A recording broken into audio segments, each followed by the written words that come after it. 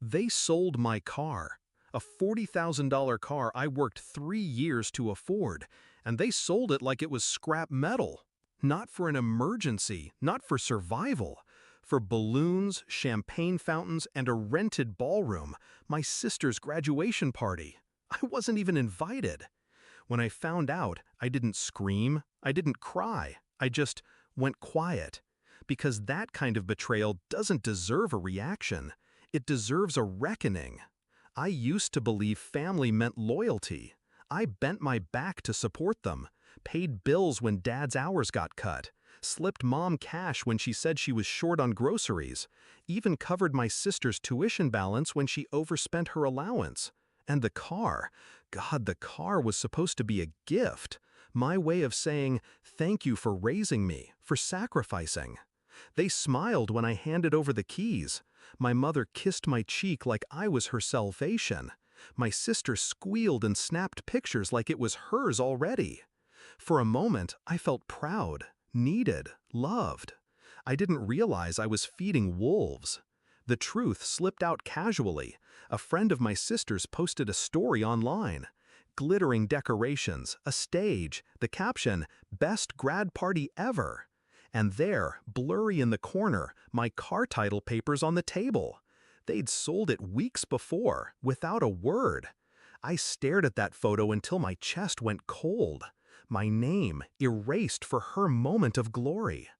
I confronted no one, not then, because rage is loud, but revenge is patient. When the party ended, they acted as if nothing had happened.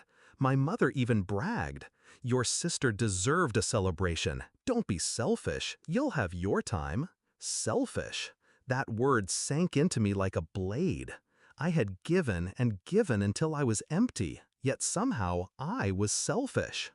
That's when I decided, if they only saw me as a wallet, then I'd shut it. But not before teaching them the cost of biting the hand that fed them. Step one was silence. I stopped answering money calls, stopped covering emergencies. Let the bills pile, let the tension grow. They thought I was sulking. They whispered about me being ungrateful. I smiled to myself. Let them talk. Step two was precision. My sister's tuition loan?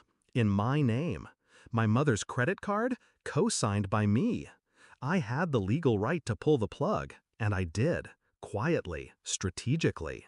One by one, the safety nets vanished. Step three was patience.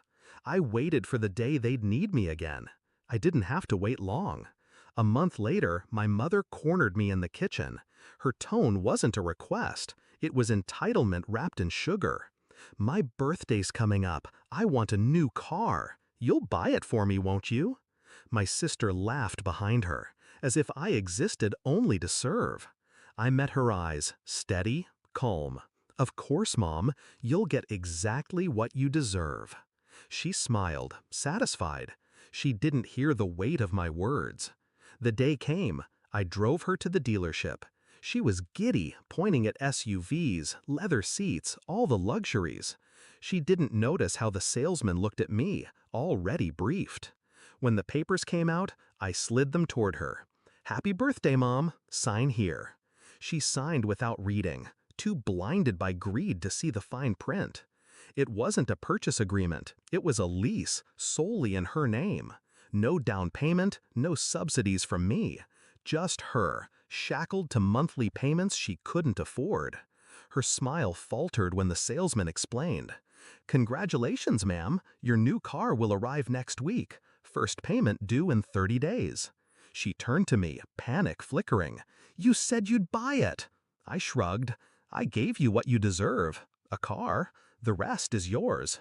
Her face drained. My sister cursed under her breath. And I walked out, keys in my pocket, not theirs. It unraveled fast after that. The tuition payments stopped. My sister was dropped from her program. The credit cards defaulted. My mother's phone buzzed with collection calls. The car lease payments crushed them, late fees stacking like bricks on their chest. That's when the calls started. 50, 60, begging, pleading. I didn't answer. For the first time, they felt the weight I'd carried for years. And me? I was free. Not angry, not bitter, just free. Because betrayal isn't undone with shouting matches or slammed doors. It's undone when the betrayer realizes they destroyed the only person who ever held them up. They wanted me to be their provider, their safety net, their servant. Now they know what life looks like without me. I gave them everything once. Now I've given them nothing, except the one gift they truly earned, the lesson that even family can fall from grace, and that I never fall twice.